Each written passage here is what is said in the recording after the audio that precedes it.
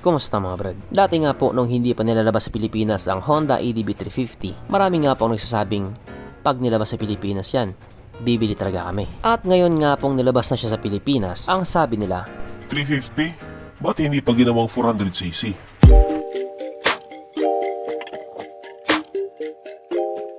Pero syempre bago tayo magpatuloy, kung bago ka pa lamang napadpad dito sa aking walang kwentang channel, huwag ka na mag-subscribe. So yun na nga, ang isa nga po sa pinakahinihintay ng mga tao nasa Pilipinas na. At talagang masaya nga po sila. Pero nung nilabas na nga po ang presyo, malungkot na ulit sila. Hindi na po natin may tatanggi na isa nga po ang Honda sa may mga medyo kamahalan yung presyo. Kasi nga sila lang naman yung number 1 motorcycle brand dito sa Pilipinas na masasabi nga po nating may napatunayan na rin talaga. Doon nga po sa mga taong mahilig talaga sa mga maxi scooter or adventure scooter, para sa inyo talaga itong motor na ito. Hindi naman po kasi basta-basta maglalabas si Honda ng motor na para sa lahat. Syempre may mga target market sila. Kaya ikaw kung gustong-gusto mo itong motor na ito na yung tamang pagkakataon mo. Kaya dahil dyan, pag-usapan na lang natin kung ano bang meron sa motor na ito at kung gaano nga ba talaga siya kaganda. So ito nga po ang Honda EDB 350 na mayroong 329.7 cubic centimeter engine displacement, 4-stroke single cylinder, single overhead come with 4 valves, fuel injected at ito po ay naka-liquid cool. Kaya hindi po siya panis sa Honda Click 125. Ang kanyang compression ratio 10.5:1. Pagdating naman po sa kanyang power, ito po ay merong 29 horsepower at 7,500 RPM, 31.8 Nm of torque at 5,250 RPM. At dahil nga po kanalabas pa lamang sa motor na ito, wala pa po tayong idea kung ano yung top speed nila. Pero for sure, mas mataas yung top speed na nila sa Pilipinas kaysa sa ibang bansa.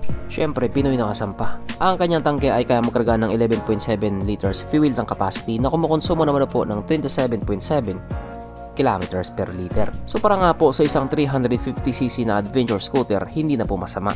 Ang sukat ng kanyang gulong 120/70/15 sa harap at 140/70/40 naman sa likuran. So medyo malaki po ng kaunti yung gulong niya sa harapan. Pagdating naman po sa kanyang braking system, ito po ay naka-disc brake sa harap at disc brake din po sa likuran. At ang malupit nga po dito, paras po itong may ABS.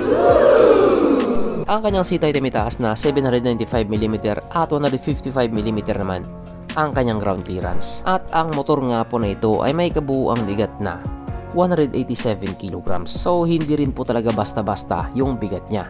Talagang mabigat siya. Pero kapag tumatakbo naman yan, magaan yan. Mapunta naman po tayo sa iba pa niya mga features. So ang ilaw nga po sa motor na ito, naka full LED na po. Ang kanyang gauge panel syempre naka TFT display na. Dati nga po, hirap na hirap silang gawing TFT display yung mga meter panel nila.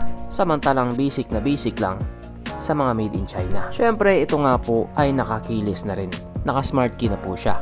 At meron din po siyang TCS or Traction Control System. So alam nyo na kung para saan yun. At yung kanila nga pong road sync, meron din po siya. Na kung saan nga po i-connect mo yung smartphone mo doon sa motor mo para just in case na may mga message na darating sa cellphone mo, magno-notify doon sa meter panel mo. Alien.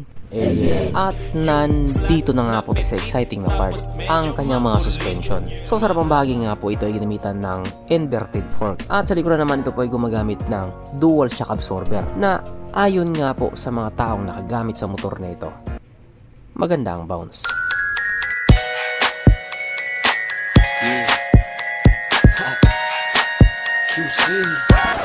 Syempre, meron pang isa.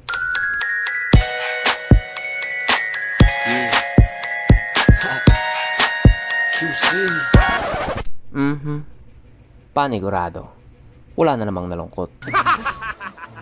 At dahil wala nga pong nalungkot, alam na po natin kung present nga ba sa motor na ito yung tatlong pinaka-importanting features. So, una na nga po dito ang kanyang lagayan ng stallion. At good news mga brad, meron siyang ganon.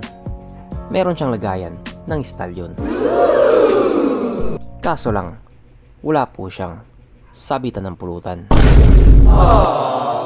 At oras na nga po para sa ating ride horse check, ang pinaka-importanting feature sa isang motor. At ayon nga po sa aking masusing pag-aanalisa, ang motor na ito ay kayang magkarga ng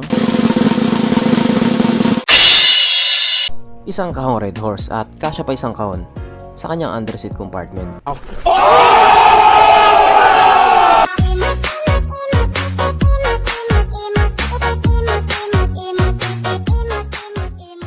So therefore ang motor na ito ay recommended.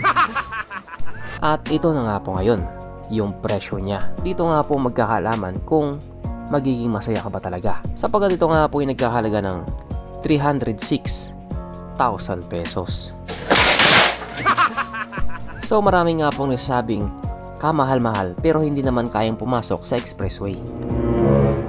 Yun nga po yung hinaing ng iba. Pero sa totoo lang, wala naman talagang pake si Honda sa mga hinaing nyo. Kasi at the end of the day, marami pa din naman ang bibili. Kaso lang ikaw hindi ka bibilan ng mama mo. So hanggang dito na lang muna mga brad, kung may gustong sabihin or gustong idagdag doon sa mga sinabi ko, mag-comment ka na lang sa baba. Okay, bye.